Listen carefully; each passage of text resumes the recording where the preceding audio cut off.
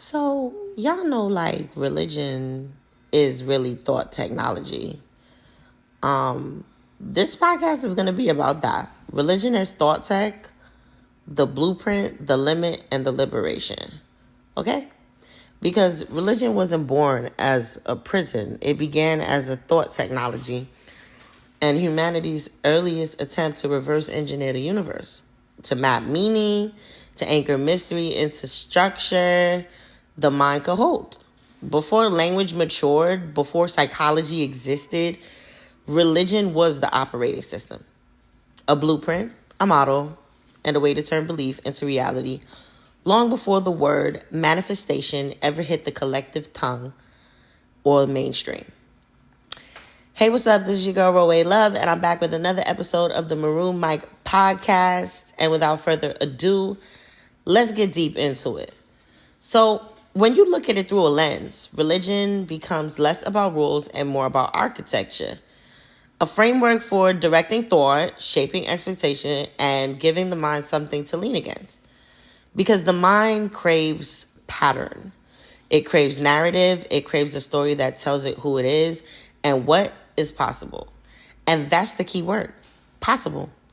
Because belief is the engine of manifestation. And religion, at its core, is a belief delivery system. A structured container that assigns meaning, reward, consequence, identity, and destiny. It gives you symbols to activate emotion, rituals to focus intention, language to imprint the subconscious, and stories to model behavior, and a collective agreement that magnifies it all, which is major key. But here's where the pivot hits. Every system built to support the mind can also restrict it. What started as a blueprint became dogma. What started as guidance became governance. What started as a launch pad for consciousness became a ceiling on expansion. And a ceiling on expansion is a ceiling on manifestation. Let's just keep it a buck. Before manifestation requires sovereignty, okay?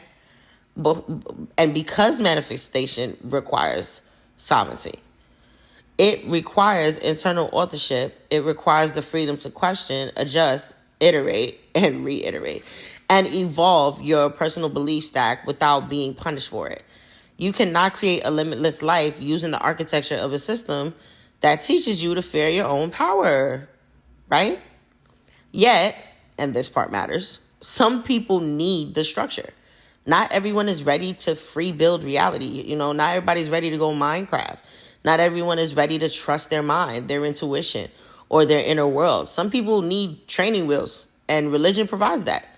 Stability, community, story, and a sense of safety when the world feels too vast to navigate alone, right? That's why there's Holy Communion. It's about the community. And there is no shame in that stage. It is a developmental phase in consciousness, and it deserves respect. But at some point, your spirit outgrows the bicycle and you need to get rid of the training wheels, right? At some point, the training wheels start to slow you down. At some point, the story you inherited stops matching the life you're called to live. At some point, the doctrine that once comforted becomes a boundary line around your genius. At some point, you realize that the universe is not looking for obedience. It's looking for co-creation. Religion teaches you that the blueprint is already written, and manifestation teaches you that the blueprint responds to you. Religion teaches you to ask for permission. Manifestation teaches you to assume authority. Religion teaches you that power sits outside of you. Manifestation teaches you that power moves through you. When you follow rigid doctrine, you're playing inside someone else's mental map, someone else's fears, someone else's definitions of morality, worthiness, consequence, and possibility. Their vision becomes your container. Their limits become your subconscious rules. And the subconscious does not negotiate with rules. It executes them, okay? That's why people pray for abundance, but internally believe wealth is sinful. That's why they ask for love, but believe they're unworthy. That's why they seek healing, but believe suffering is holy.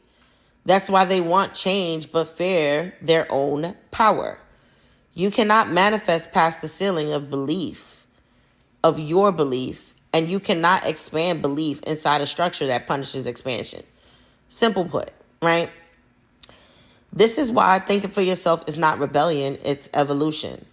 When you detach from dogma, you don't lose the spiritual power religion introduced to you.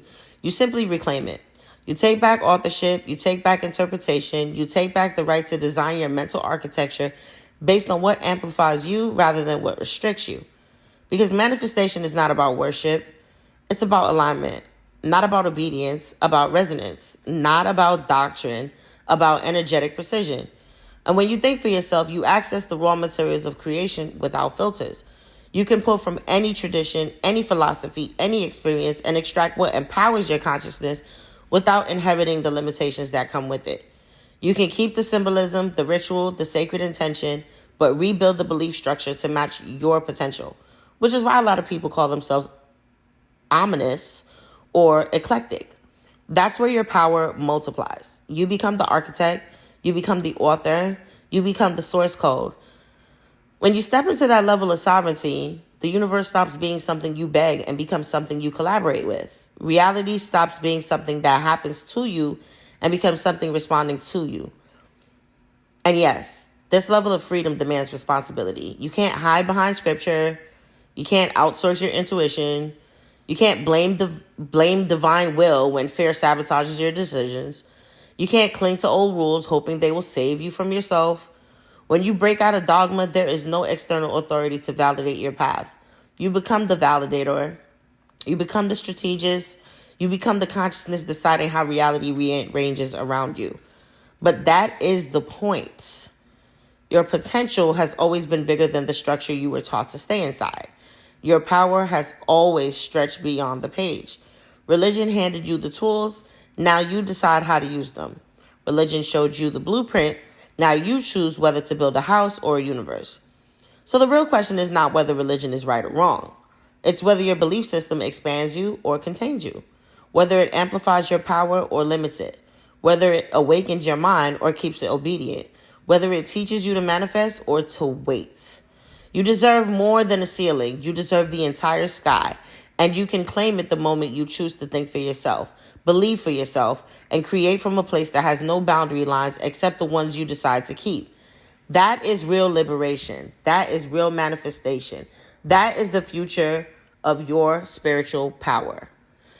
Anyway, I hope this podcast episode was a benefit to your existence and uplifts you in every way possible.